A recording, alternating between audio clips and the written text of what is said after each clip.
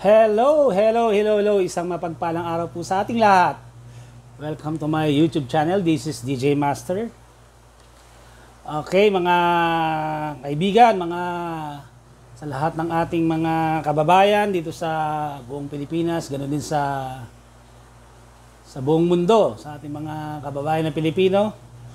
Nais ko pong ibahagi sa inyo ang aking isang tribute video para po sa ating nag-iisang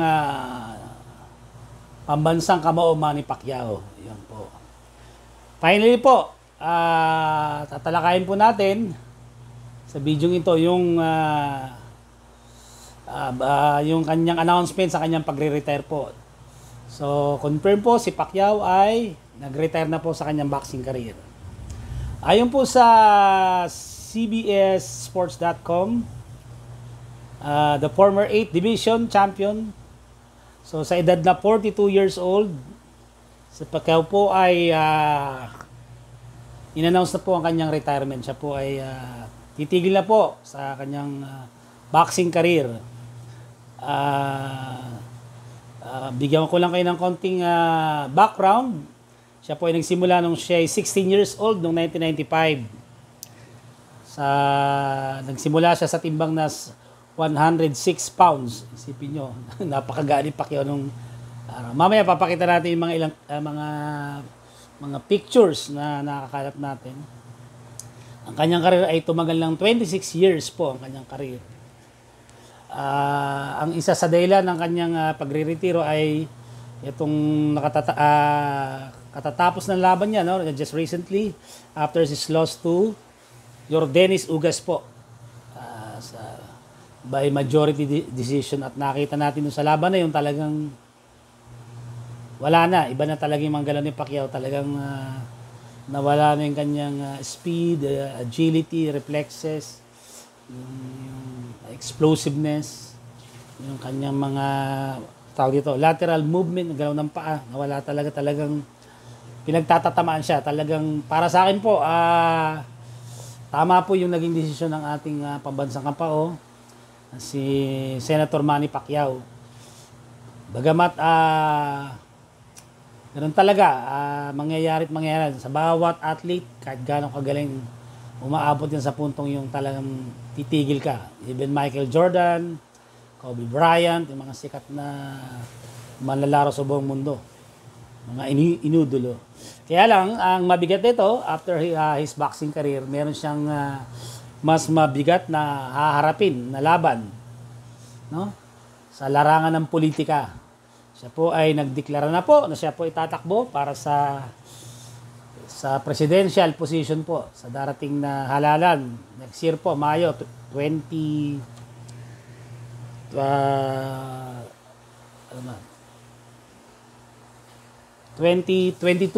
Tama, okay?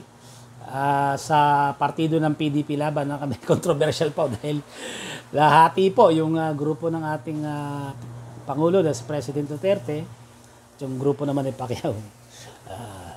Hindi na natin tatalakayin yan, okay?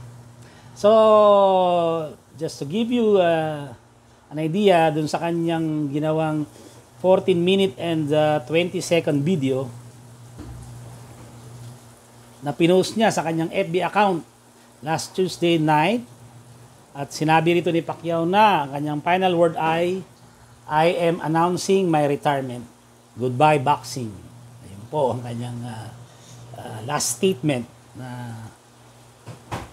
Mapapansin lang natin sa video niya, halos lahat po pinasalamatan niya, no? Nabanggit niya sa kanyang video, kasi hindi na natin kukunin, nag-iingat na tayo sa copyright tayo. Kaya pwede nyo naman. Mapapansin natin na binanggit niya yung kauna-unang trainer na nagturo sa kanya, na nagmulat sa kanya sa larangan ng boxing, si Sandong Mejia, nabanggit niya yon.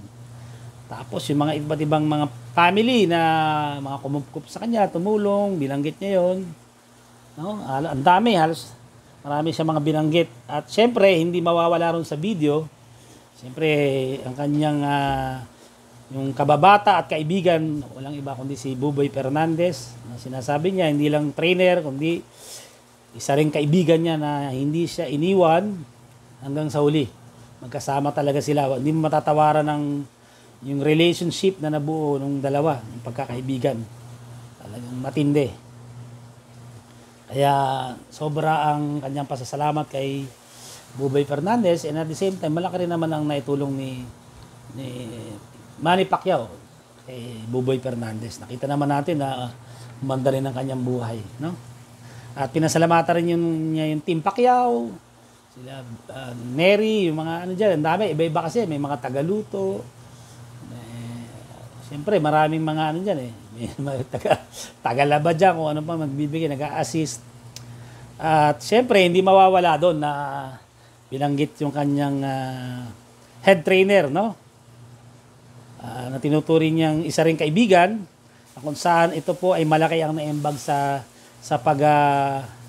paghubog upang hasain po si Manny Pacquiao. Hindi lang isang big puncher dahil nung araw si Pacquiao, kung mapapansin, wala, suntok na bara-bara, no?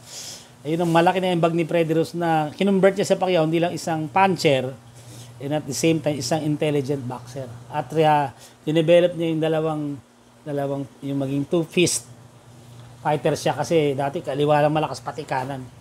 Malaki po ang naiambag ni Freddie Roach, hindi natin may tatanggihan. Kaya ganoon din naman si Freddie Roach, na-acknowledge niya yung mga naitulong ni Pacquiao. Okay. Nabanggit din sa kanyang video yung kanyang isa sa kanyang unang manager na nagdala sa kanya sa Amerika, si Rod Nazario, na kung saan pinakilala rin ni Rod Nazario si Pacquiao kay Freddie Roach, kaya doon nagkakilala yan. Yan, una niyang manager na lumaban nabigyan siya ng break sa Amerika. Si Lebuaba, kung di ako nagkakamay, na tinalo niya, naging champion si Pacquiao doon. At syempre, si Justin Fortune, ang kanyang yung conditional, what do you call this? Conditioning coach rather, yan para sa conditioning ni Pacquiao. Andun din binanggit yung kanyang manager, ito mga recently, si Sean Gibbon.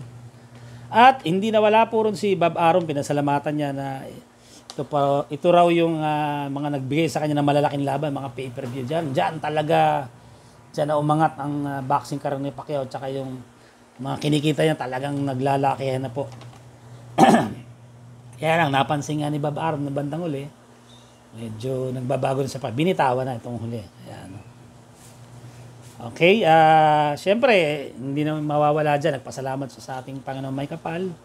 Dahil kung wala ang Panginoon sa kanyang buhay, ay hindi niya mararating itong mga bagay nito na binigyan siya ng kakaibang lakas, no? At saka tagal, at the age of 42. At nag-champion pa. At the age of 40 na nabanggit niya sa kasaysayan na oldest welterweight champion ang kanyang naitala. 8th division world champion. Sino makakagawa yan? Sa kaya wala pang gumagawa. Meron niya mga 5 division. Kasi ang mahirap kay Pacquiao, biri mo mula sa pinakamababang timbang, 106 pounds, hanggang 154, lumaban siya hanggang junior middleweight o super welterweight. Napakahirap po yun na habang tumataas ka. Kasi ang tendency po, habang nagpapabigat ka ng timbang, magbabago yung speed mo eh. No? For example, si Donaire, umangat lang nung umangat na ng featherweight, nahirapan na. Diba? Natalo siya kay Walter ba yun? Oh? Nahirap na, hindi na kaya yung suntok, hindi na kaya yung tumanggap. Si Pacquiao, ang kakaiba sa kanya habang bumibigat ang kanyang timbang, nasusustain niya at lalo pa niyang na-improve ang kanyang speed, yung power, yung kanyang boxing skills. No? Mas nahasa niya, na-improve niya. Yun ang maganda kay Pacquiao. Siyempre, hindi mawawala ang kanyang family, ang kanyang asawa, si Jinky, kanyang mga anak at saka kanyang parents, si Mami Junicia at saka yung tatay niya binanggit. Pero may isa po ako napansin doon, may bukod tayo po. Medyo intrigahin natin ako. Isa sa lagi nakasuporta sa kanya, di ba, noon pa, lagi nakikita natin, nasa likod niya, no? Walang iba kundi si Chavit Singson na hindi po nabanggit. Siguro, alam na natin yan, nagkaroon sila ng hindi pagkakaunawaan. Meron sila ngayong hidwaan dahil sa politika nga. Yung politika talaga mahirap eh. Kailangan talaga ay Pag pumasok ka sa politika, handa mo ng sarili mo, talagang maraming madadamay, masisira talaga. Kaya yun po, yun nakakalungkot. Bukod tayo si Chavit Singson na lagi nakasuporta at isa sa matunog naman yan, pumupusta, di ba? Kaya lang nagkaroon sila ng issue pagdating sa politika. Hindi na natin lang napansin ko dito. Okay, ano pa ba? Ayun, bakit pa tumagal si Manny Pacquiao ng ganyang katagal, no? 26 years ang kanyang boxing career. At the age of 40, nag-champion pa. Naku, napakahirap ng tibagin ang kanyang record na yan, no? Dahil mapapansin natin ba, yung isang na dito, yung discipline niya talaga, yung kanyang dedication na lagi sinasabi. Yung passion niya kasi yung pagboboxing. Yung kanyang yung discipline sa pagtitraining, grabe. Kaya itong huli nga, naging isang problema na overtrain. Sumobra na akala niya siguro kaya pa ng katawan niya, hindi niya nakalimutan niya na siyempre yung age factor nagkaroon ng ron. Aminin natin siya, talaga nag-edad na siya. Kaya hindi na nakarecover ang kanyang katawan, lalo dito pinulikat siya nung laban niya kay Yordenis Ugas, isa raw sa dahilan. Pero ang tingin ko talaga yung age talaga, lahat ng bagay dito sa mundo ay may hangganan talaga. Hindi pwedeng forever na sinasabi, may forever. Ayun, yung kanyang discipline, yung kanyang determination, talagang, at saka maganda kay Senator Pacquiao ay, siya kahit natalo, talagang bumabangon, no? Hindi siya ibang boxer, katulad sila Ricky Hatton, nung natalo, wala na, nag-retire, nasira na yung career, si Matisse, wala na, si Pacquiao, he was able to recover from those defeats. Nakabalik pa at nakapagtala pa ng magagandang laban. Itong mga bandang uli, mga tinalo niya pa si Bradley, si Matisse, at itong medyo bago-bago lang, si Turman, biro mo, walang talo. Tapos bata, tinalo niya pa. Kaya lang buti nga, hindi na rin natuloy laban niya kay Errol Spence Jr. Nako, kung nagkataon, sabi ko, buti nagkaroon ng injury, napunta kay Yordenis Ugas. Di hamak mas magaling to si Errol Spence Jr. Inatalo pa siya kay Yordenis Ugas. What more kung si Errol Spence na nakalaban sa palay. Naku, lalo mas malaking damage. Kaya maganda na rin nangyari. Hindi na pinintulutan ng Diyos na mangyari. At baka magkaroon pa ng pinsala sa kanyang kalusugan kung magtatamo siya ng matitinding siyempre, yung mga matitinding suntok na tatanggapin niya. Ang pagkakaiba nga ng bata sa may edad na, yung bata kaya pang tumanggap, madaling mag-recover sa mga injury. Yung nga raw, pag nag-age na, hirap ng yung makarecover agad. Saka yung paano mo i-absorb yung punishment na yung tatanggapin sa kalaban. Kasi ang boxing, hindi naman pwedeng yung marunong ka lang magbitaw. Kailangan, handa ka rin tumanggap, sumalo. Ang tanong, gaano mo kakayanin yung pagsalo? Yung mga ibibitaw sa yung suntok ng kalaban. Yun ang ron eh. Kaya nga dapat sa boxing, kung kaya mong mas maganda, makapatama ka at di ka tamaan. Siguro kung tamaan ka man, yung mga hindi ka ba puruhan para hindi masyado magiging matindi yung epekto sa'yo o damage sa katawan mo in the future. Kasi may epekto. Katulad mga binanggit ko sa inyo sa mga nakaraan kong mga vlog, katulad si Muhammad Ali, yan na tinuturing greatest boxer of all time, ay yun nga, nagkaroon ng Parkinson syndrome at lately namatay na rin, para siyang robot maglakad ng salita. Ang dating napakagaling na boksingero, pero sa huli, yun din, nagkaroon ng problema at papasalamat tayo, hindi na inabot ng ating fighting Senator Manny Pacquiao. Yun po, kaya hindi natin matatawaran pagdating sa larangan ng boxing. Sa totoo lang, bigyan ko lang po kayo ng ng konting ano man tawag dito, storya dyan sa kay Pacquiao. Talagang inidulo ko yan si Manny Pacquiao. Talagang may point na yung mga picture niya pa, sa dyaryo kinukuha ko, dinidikit ko yan sa wall. Sa kwarto ko, nung ako nagtuturo pa, talagang sinusubaybayan ko yung halos lahat ng mga laban niya na nasundan ko. Kasama ko pa yung asawa ko, nanonood kami ng mga live telecast sa mga barangay. Oo, dumadayo ako niyan. Talagang paglaban ni Pacquiao, talaga andun tayo. May mga napanood ko dyan na halos lahat dyan, no? O mula yung halos lahat yan napanood ko, lalo yung mga nagsimula. Sumikat siya dyan. Yeah, yung kay Lebuaba, napanood ko yan. Yung sa Thailand, nakalaban niya. Nakalimutan ko lang pangalan niya. Yung tinalo niya, kaya naging champion siya ron.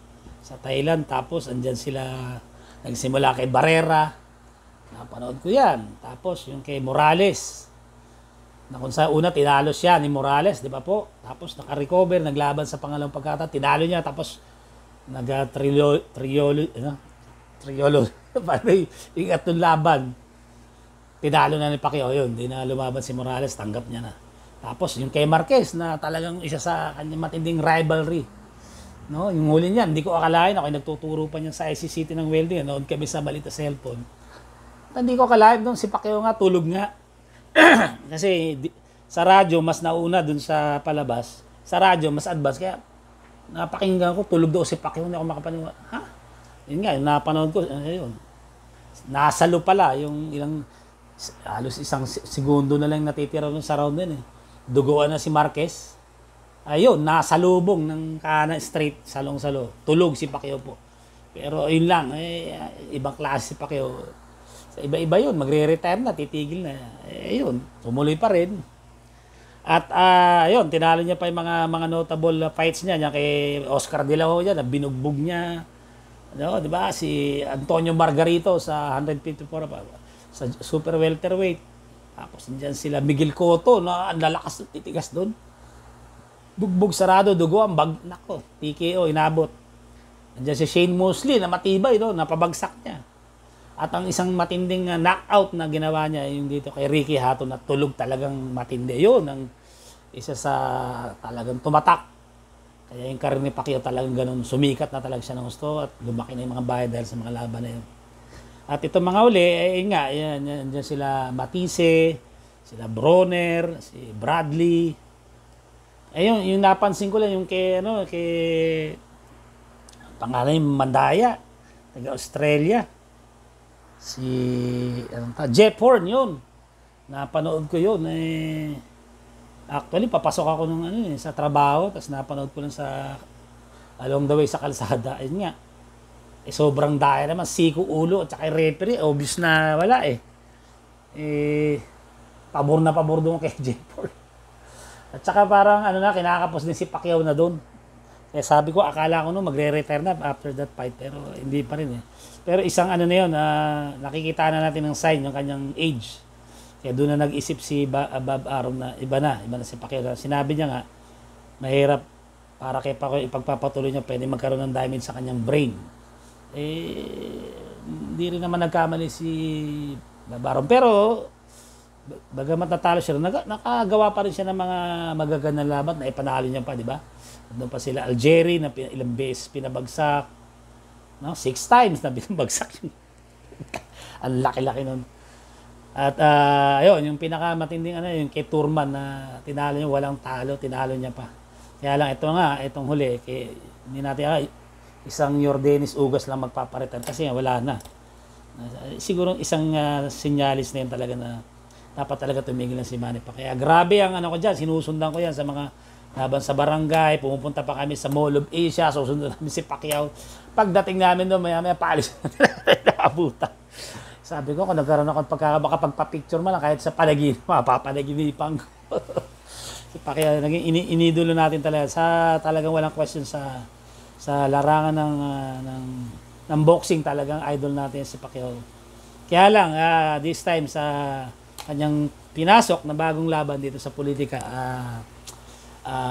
sad to say, Idol Manny Pacquiao, palagay ko hindi siya ganun kadaling laban, hindi siya katulad ng boxing kasi ang pagiging isang presidente ay hindi basta-basta talaga mabigat. Hindi lang dapat dyan sapat maging popular, kundi dapat talagang may talino ka rin din yung decision making mo. Talaga kailangan magaling ka dahil kasi hindi basta-basta ang pinag-uusapan lang, hindi lang yung interest ng yung internal issues ng bansa. Kasama na dyan yung mga external issues like yung mga nabanggit ko nga, yung West Philippine Sea issue, kung paano mo i-handle yan. dahil nakasalalay dyan ang national security ng ating bansa, hindi pwede tayong basta-basta papasok sa gera. Alam naman natin, hindi naman natin kaya China. Superpower na po yan. Aminin natin, ang China po ay isa na sa superpower. Hindi na po nawawala yan sa top 5 sa buong mundo in terms of military power ang China. Nakita niyo anong sabi ng presidente ng China? Nakapwesto na kung gusto niyo paalisin niyo kami, magdeklara kayo ng gera. Sabi sa kanya, nakausap daw ni President Duterte, isipin niyo, tayo papasok sa gera. Baka ilang minuto lang tayo, tapos na tayo dyan. Sa totoo lang, siyempre, iba, nag-uujok, bakit daw wala tayong ginagawa? Hindi po ganun kadali yun. Hindi tayo, nakapwesto na Ano magagawa mo, nakapag-invest na sila ng mga structure doon. Dapat noon pa, kung napigilan, hindi na naitayo. Ang tanong, bakit naitayo? Bakit nakapagtayo? Bakit hindi napigilan ng Amerika? Hindi ba alam? Wala bang intelligence? Parang posible namang hindi nila nalaman. Paano nangyari yun? Itayo yun, ang ganun-ganun na lang. Ay, magic. Kaya lang, malalim na issue na yun. Hindi na natin tatalakayin yan. Grabe ang paghangako niya kay Manny Pacquiao. Halos lahat ng kanyang laban na napanood ko yan. No? Nung ano pa rin, sa blow by blow, napapanood yan. Napakapayat ni Pacquiao. Parang ting-ting lang. Kaya nga sabi sa kanya, nung hindi siya nakasali sa Olympic team daw dahil wala naman siyang career sa box. Dahil ang payat nga Sino mo akalain na magiging 8th Division World Champion ng isang Manny Pacquiao? Kaya Manny Pacquiao, bilang pagpupugay sa iyo at respeto ko, ito suot ko yung aking medalya na ako'y saludo sa iyo sa iyong nagawa sa larangan ng boxing, sa binigay mong karangalan. Sobra-sobra na po talaga. Narating mo na ang lahat, ang katanyagan, yung kayamanan, hindi na napakayaman na ni Pacquiao. Kaya lang, ewan ko, hindi pa siya, siguro, sinasabi niya, yun ang kanyang mission, yung para makapaglingkod. Actually, kung gusto naman nating tumulong sa kapwa, maraming paraan, not necessarily na pumasok kayo sa politika. Kaya lang, nung gusto ng ating pabansang kamao, wala tayong nagagawa. Karapatan niya yun. Kaya, ang masasabi ko na lang, good luck na lang po kung anong magiging resulta. Pero sinasabi ko mabigat po ang susuungin nyo. Mabigat ang mga, nagdeklara na si Yorme, isa rin sa matunog yan. Tapos si Bongbong Marcos. Si Sara Duterte, kung biglang magdeklara, ayon sa Pulse Asia Survey, si Sara Duterte pa rin nangunguna, isipin nyo. Kasi nga, siyempre yung mga supporters ni Pangulong Duterte, andyan pa rin. Tsaka nakabuo na yan, naka-establish na yung hukbong pagbabago, kaya na yun, may plano na yan. Hindi lang natin alam kung sinasabi niya hindi na nga tatakbo. Alam sa politika. Anything can happen. Politika pa. Yun po. Yun lang po. Sana po ay kahit paano ay nakapagbagi ako sa inyo ng mga bagay-bagay o ng mga impormasyon tungkol sa ating pabansang kamao na si Manny Pacquiao. Wala kang dapat ikahaya. Hindi ka dapat mag-sorry sa ating bansang Pilipinas, sa ating mga kababayan, sa lahat ng ating mga kababayan dyan sa lahat ng panig ng mundo, ng iba't ibang bansa. Kasi sobra-sobra na po yung binigay yung karangalan. Hindi na matatawaran, mahirapan nang ma-break yung record ng nagawa nyo. 8 division champion kayo na naitala nyo. Hindi na, siguro, hindi ko alam kung ilang taon uli hintay natin, even centuries, bago magkaroon tayo uli ng isang Manny Pacquiao. Sa ngayon, ang isa sa namamayag pa dito si Janrel Casimiro. Yan. Nakita mo yung tapang, hindi lang lakas, yung lakas ng loob niya. Doon yung tapang, hindi siya nasisindak sa kalaban niya. Ano maganda kay Janrel. Tsaka yung iba pa natin, mga ibang boxer na may mga future dyan. Okay. Hanggang dito lang po. Okay, bago ko tapusin ang aking ang video, may papakita kong ibang mga pictures na nakuha ko po para po sa inyo, para magkaroon ng idea. At bago ako magpatuloy, inaanyayahan ko po pala kayo sa mga hindi pa nakapag-subscribe sa akin channel, Azucena TV, mag-subscribe na po kayo, pakiclick na rin po yung notification bell para tapos pindutin nyo yung all para maging updated kayo sa mga videos na gagawin ko. At paki-like and share. At saka kung may mga comment po kayo para malaman ko ang inyong mga sentimento sa loobin. At binabati ko po ang ating mga kababayan, ating mga OFWs na walang sawang sumusuporta sa atin at sa iba nating mga kasamahan dito ng mga vloggers. Ingat po kayo, keep safe po. At kung may pagkakataon, sana isa sa gusto kong magawa, makatulong din tayo sa mga higit na nangangailangan. Bala ko pong maglagay po dyan ng account sa GCash o Paymaya. Baka may mga gustong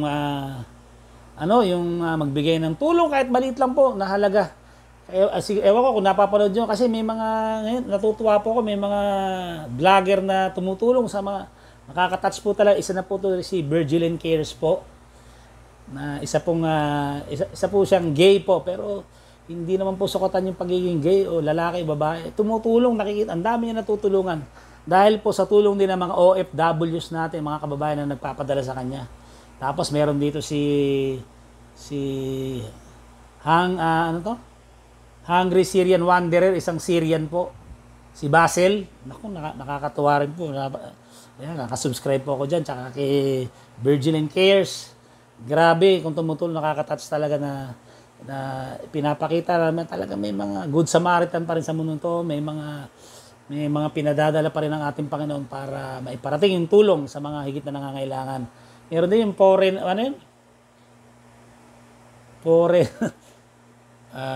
foreigners ba yung nakalagay doon? Ayun din, tumutulong din, nakakatuwa. Tsaka sa ibang bansa, meron pa. Hindi ko alam, isang African yun.